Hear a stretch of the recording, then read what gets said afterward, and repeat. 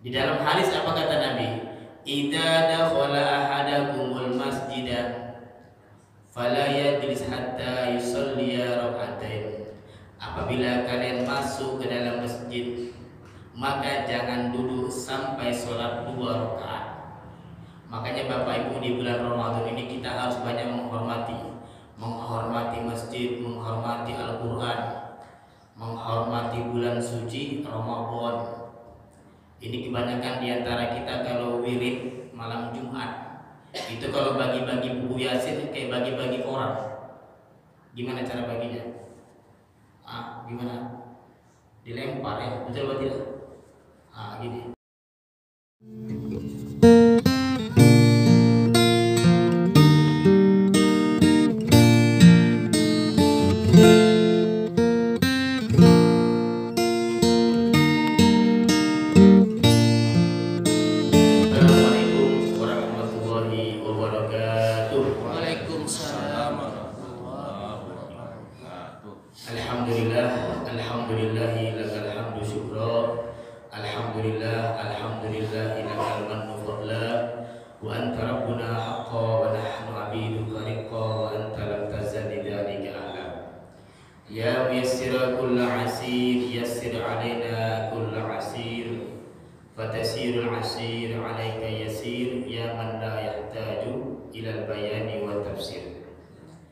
Pertama sekali marilah kita banyak mengucapkan rasa syukur terhadap anugerah yang Allah berikan kepada kita. Semakin banyak kita bersyukur, nikmat akan semakin bertambah. Dan semakin banyak kita kufur, nikmat akan semakin dicabut. Man lam yashkur 'alal qalil, lam yashkur 'alal katsir. Barang siapa yang tidak bersyukur dengan nikmat yang sedikit, maka dia tidak akan bersyukur dengan nikmat yang besar.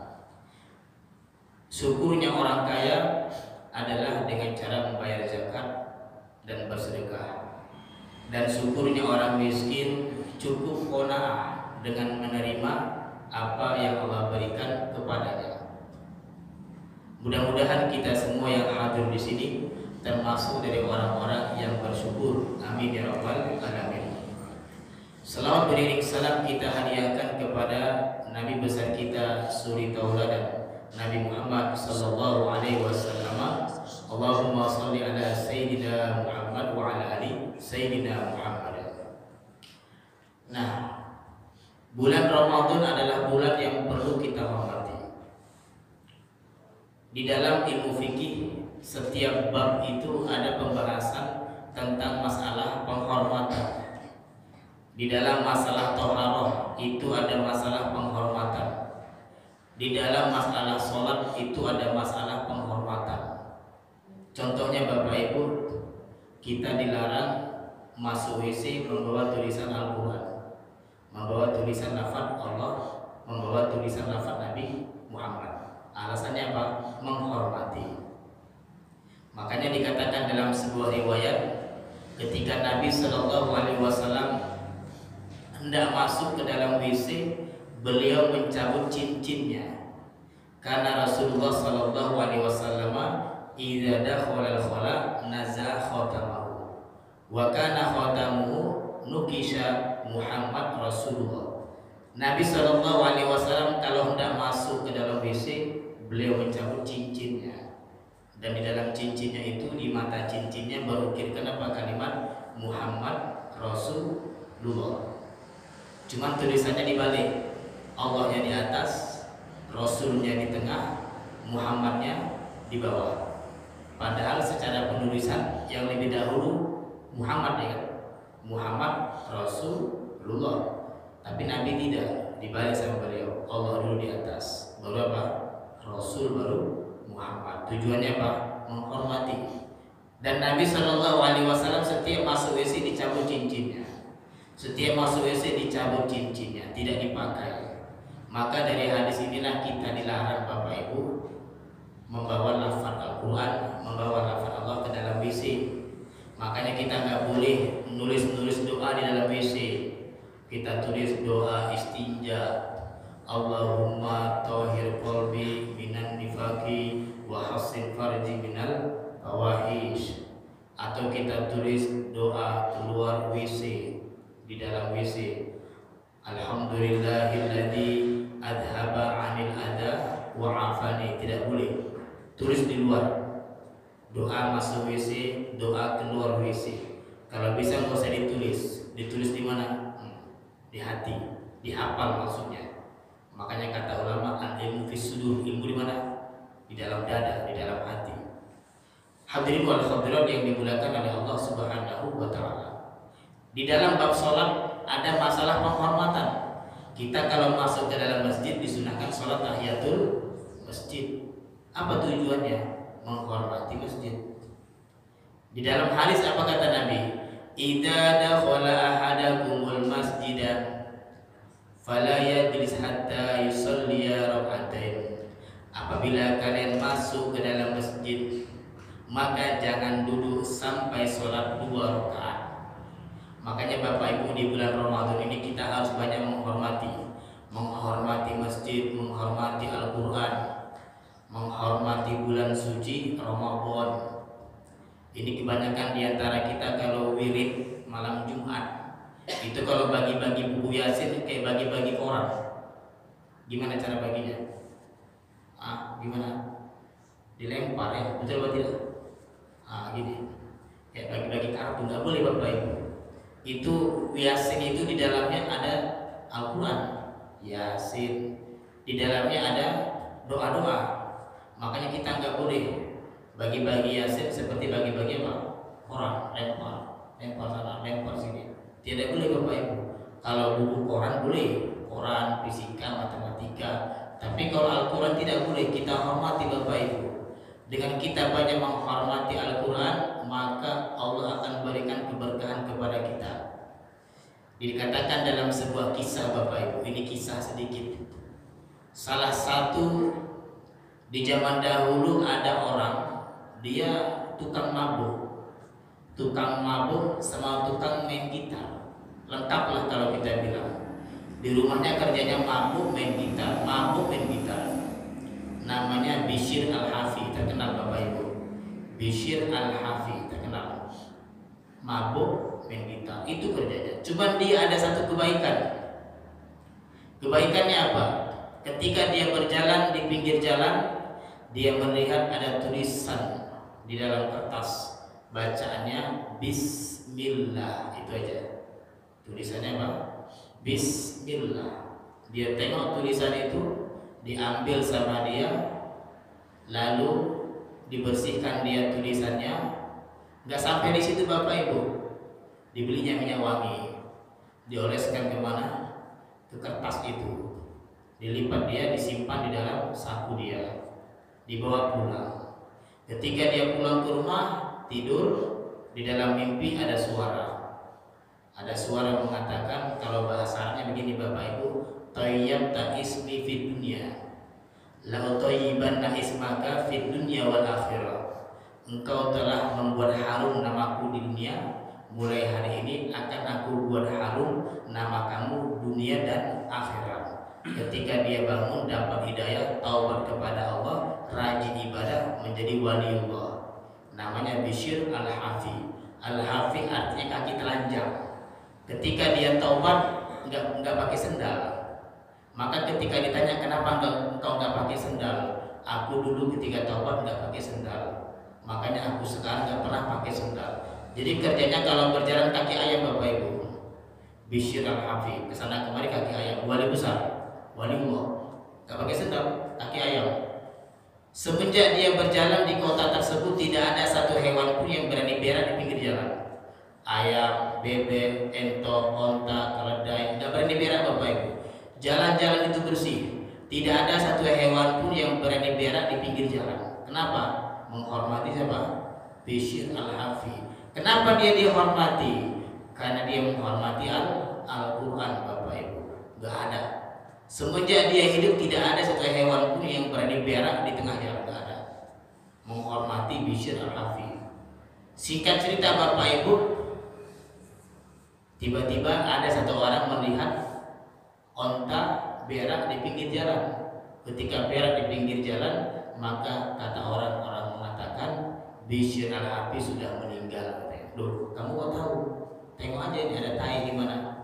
Di tengah jalan.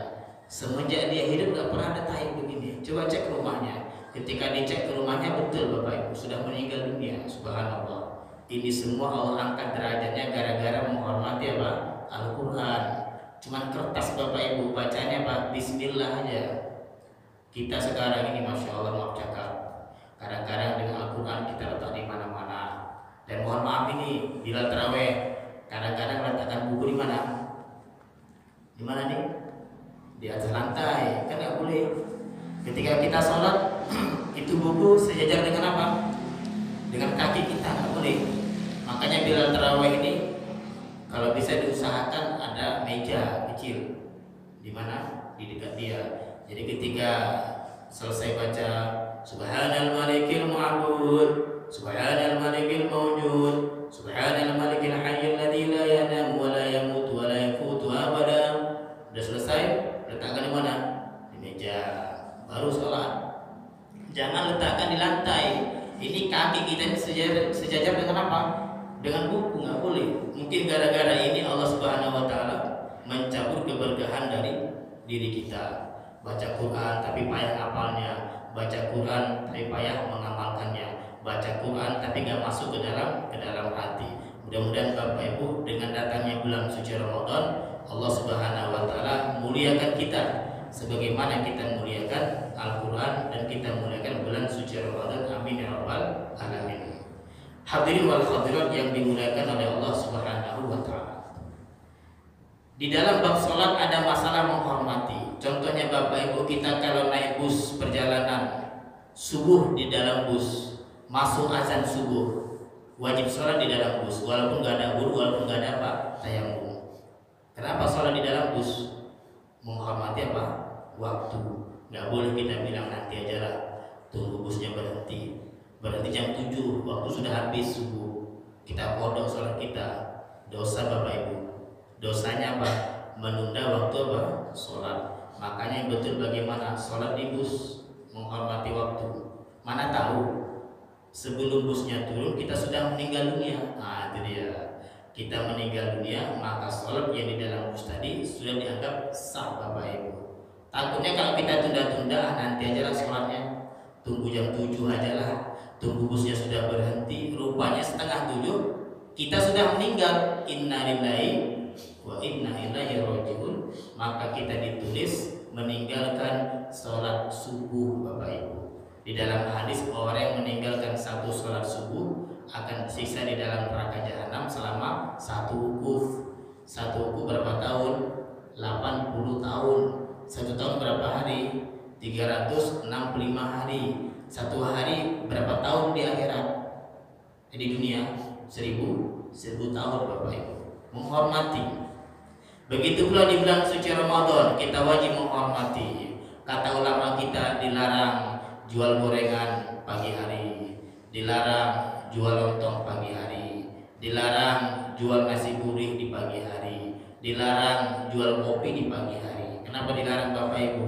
Menghormati bulan suci Ramadan. Takutnya gara-gara kita jual gorengan, kita jual kopi, kita jual nasi gurih, ada orang baru tobat, pingin puasa, nampak pula kopi. Gimana kira-kira? Imannya gimana imannya? Baru tobat, goyang Bapak Ibu. Ada orang baru tobat, pingin belajar puasa, nampak nasi gurih, goyang. Atau ada anak-anak kecil kita latih puasa, nah puasa nah ya, iya mak, jalan-jalan jumpa lontong, jumpa bakso, gimana kira-kira? Goyang Bapak Ibu. Makanya kita nggak boleh jualan nasi gurih, jualan gorengan kapan? Pagi hari. Tutup Bapak Ibu. Nanti jual sore hari. Insya Allah rezeki kita nggak berkurang ya. Amin ya rabbal alamin. Hadirin wal hadirat yang dimuliakan oleh Allah Subhanahu wa Ta'ala. Nah, di dalam Al-Qur'anul Karim Allah Subhanahu wa Ta'ala berfirman, "Wa 'alal ladzina yutiqunahu fidyatun tu'amu miskin." Ke atas orang-orang yang tidak mampu berpuasa wajib membayar fidyah kepada orang miskin. Fidyah hanya untuk orang miskin. Kalau zakat untuk 8 asnaf. Makanya amil zakat harus memisah mana zakat mana fidyah. Jangan dicampur. Ini fidyah untuk miskin. Kalau zakat untuk amil boleh. Tapi kalau fidyah amil nggak boleh ngambil uang apa? Uang fidyah, dipisah. Fidyah sama apa? Sama zakat. Di dalam Al-Quran Allah mengatakan ke atas orang yang tidak mampu berpuasa wajib membayar fidyah, Bapak Ibu. Tapi ingat Bapak Ibu, afdalnya bayar fidyah jangan sekarang. Jangan sekarang ya. Kenapa jangan sekarang? Ramadan belum habis. Nanti bayarnya malam raya. Selesaikan Ramadan 30 juz. 30 hari. Selesaikan Ramadan 30 hari Bapak Ibu. Baru malam rayanya kita bayar apa? Fidyah. Jangan buru-buru. Mentang-mentang duitnya banyak ya kan. Kebunnya lebar. Tiba-tiba masuk Ramadan pertama bayar fidyah untuk orang tuanya berapa hari? 30 hari. Enggak sah kata ulama. Kenapa enggak sah? Ramadannya belum habis. Kalau zakat silahkan dari sekarang. Bayar zakat boleh-boleh saja. Tapi kalau bayar fidyah tunggu kapan? Selesai Ramadan 30 hari. Malam raya kita bayar. Ustaz, ini fidyah, ambil ini fidyah untuk atuk saya yang sudah lanjut usia, yang tidak mampu lagi berjalan, nggak mampu lagi sholat sambil berdiri, lansia apa namanya, lanjut usia, bawaannya lemas, nggak bisa puasa lagi. Ya udah, fidyah 30 hari. Satu hari berapa mud kata ulama kita? 1 mud Bapak Ibu. 1 mud berapa on? 7 on. Makanya bayar fidyah itu lebih hemat pakai beras daripada pakai apa? Pakai duit ya. Kalau duit 1 mud berapa? 15.000 ya. 1 hari ya. Pakai duit. Hah? Masa? Nah, kurang lebih begitu atau 10.000. Tapi kalau pakai beras hemat Bapak Ibu. Bayar fidyah pakai beras cuma 7 on aja. Kalau dalam takarannya itu 675 gram. Tapi kalau kita genapkan sama dengan berapa on? 7 on aja. Jadi kalau 1 bulan 7 kali 30 berarti 21 kilo kita bayarkan.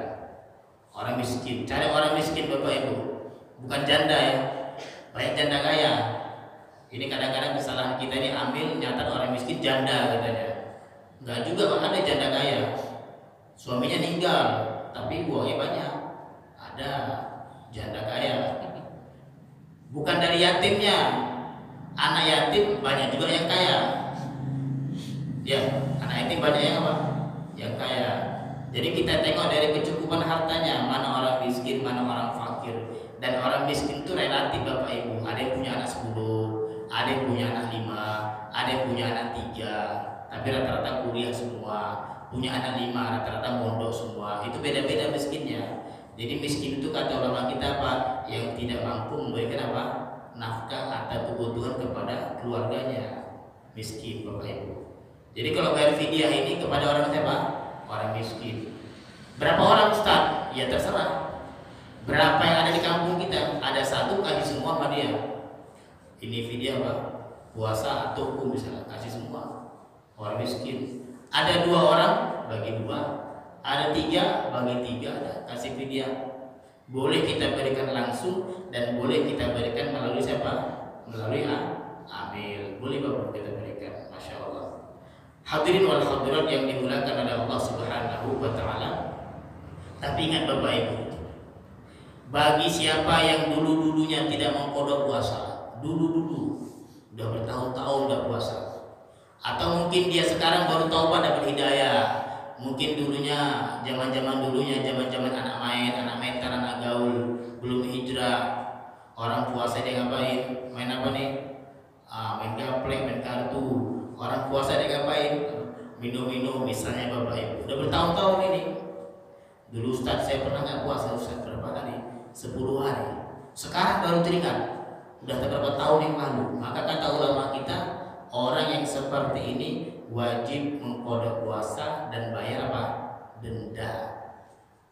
Wajib mengqadha puasa plus bayar apa? Denda. Atau ibu-ibu di sini misalnya dulu pernah haid, kan biasa 1 bulan minimal berapa kali haid? 1 kali. Dulu pernah. Udah bertahun-tahun Ustaz, mau diganti lupa-lupa aja. Baru teringat sekarang. Maka kata ulama kita, wajib bagi dia mengqadha plus membayar denda kafarah fidyah. Yang paling besar dendanya Bapak Ibu bagi orang yang berhubungan badan di siang hari Ramadan. Berhubungan badan kapan? Di siang hari Ramadan. Apa dendanya Bapak Ibu? Pertama, orang yang berhubungan badan di siang hari Ramadan wajib membebaskan hamba sahaya. Sekarang hamba saya udah nggak ada lagi Bapak Ibu, budak. Tahu harga budak? Mahal Bapak Ibu. Kata kawan-kawan yang di Arab ya, harga budak itu hampir 1 M Bapak Ibu. Mahal ya? Budak itu ya manusia, cuman statusnya budak. Nah gitu dia. Bisa diperjualbelikan, harganya mahal, miliaran. Dengar-dengar udah nggak ada lagi sekarang, alhamdulillah. Kalau budak nggak ada, maka yang kedua kata Nabi apa? Berpuasa 2 bulan berturut-turut 1, 2, 3, 4, 5, 6 sampai 60 hari. Kalau di tengah-tengah dia berpuasa batal, ulang lagi dari awal 1, 2, 3, 4, 5, 6 sampai 30 batal, ulang lagi dari awal Bapak Ibu. Masya Allah ya. Makanya hati-hati dia. Tidak boleh berhubungan badan di siang hari. Hadirin wal hadirat yang dimuliakan oleh Allah Subhanahu wa taala, dan malam ini adalah malam 17 Ramadan bertepatan dengan malam apa? Nuzulul Quran. Malam Nuzulul Quran Bapak Ibu. Dan pada malam 17 Ramadan inilah pertama kali Allah Subhanahu wa taala menurunkan Al-Quran kepada Nabi kita Muhammad sallallahu alaihi wasallam di Gua Hira ya, yang berbunyi apa? Iqra bismi rabbikal ladzi khalaqal insana min 'alaq. Iqra wa rabbukal akram alladzi 'allama bil qalam 'allamal insana ma lam ya'lam. 5 ayat Bapak Ibu. Turun di mana? Di Gua Hira. Cuma yang jadi masalah di dalam Al-Quran, kenapa yang pertama kali ditulis kok Al-Fatihah?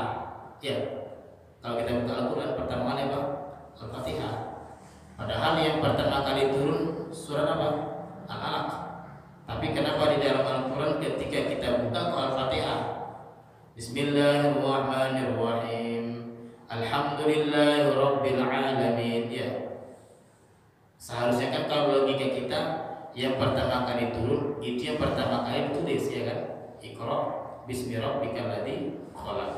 Tapi Nabi kita tidak, beliau memulai dari apa? Al-Fatihah.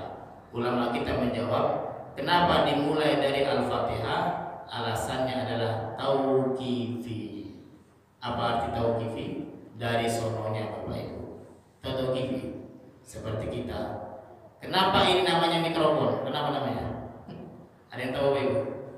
Namanya tauqifi, dari sononya. Kenapa ini namanya jubah? Kok nggak celana aja? Apa alasannya? Tauqifi, dari sononya.